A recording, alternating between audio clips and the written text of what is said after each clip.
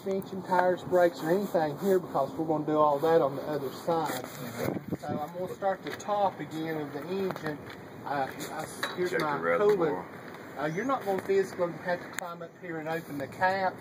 You just say that you would, with this one here, you'd take the cap off and check. If they have a reservoir with a sight gauge, then you would check your sight gauge and things.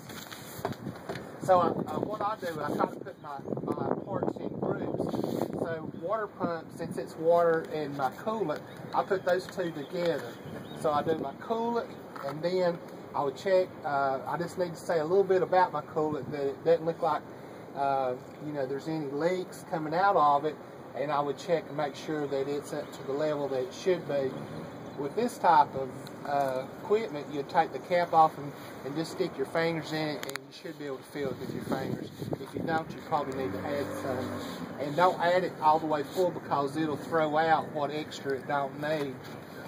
Then I would check my water pump. The way you check your water pump, and we don't want you pointing that right here and say, I check my water pump, make sure it's mounted securely. That's my turbo. Yeah. So close to the right direction, right? Okay. The way you find your water pump is if you'll look on the radiator to your bottom hose, follow where this bottom hose goes, that goes back in here to the water pump. On most of your cars, you know it's going to be back in here behind the fan.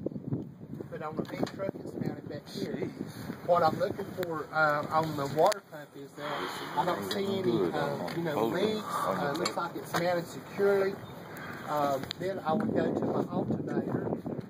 There's two different ways that you can talk about your parts. If it's metal, like the water pump and alternator, I'm going to say I would make sure it's mounted securely to the frame. I don't see any bolts missing.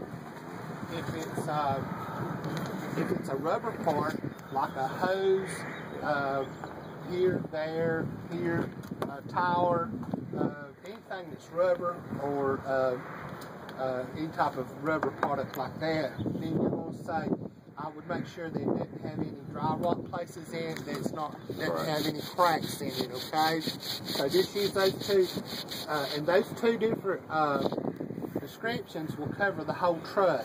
Okay. So I check my alternator, make sure it's securely mounted to the frame. I don't see any bolts missing. I'm also going to check my belt.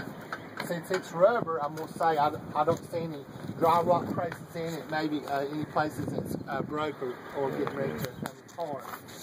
Then I'm going to look on just general on the side of the engine for any cracks, any leaks, oil leaks, or any type of fluid leaks that would be running down the side of the engine. And then this one has oil here, so I would check my oil and make sure that it's... Do we physically check it? You won't have to check it, but I was just going to look at it here and see. Okay, if you'll notice on the oil, it's got a low and a high, a low and a add mark, and you have to put some in. You'd put a gallon, but you would just say I would check my oil and make sure that it's in the range that it should be, in the normal range. So let me count. That's 1, coolant, water pumps 2, alternators 3. My oil is 4, and then any leaks on the side of the engine is 5. And that's the only thing that you need to say on this side, okay? Oh, okay. Do we check in the filters? Don't Just make sure there ain't nothing.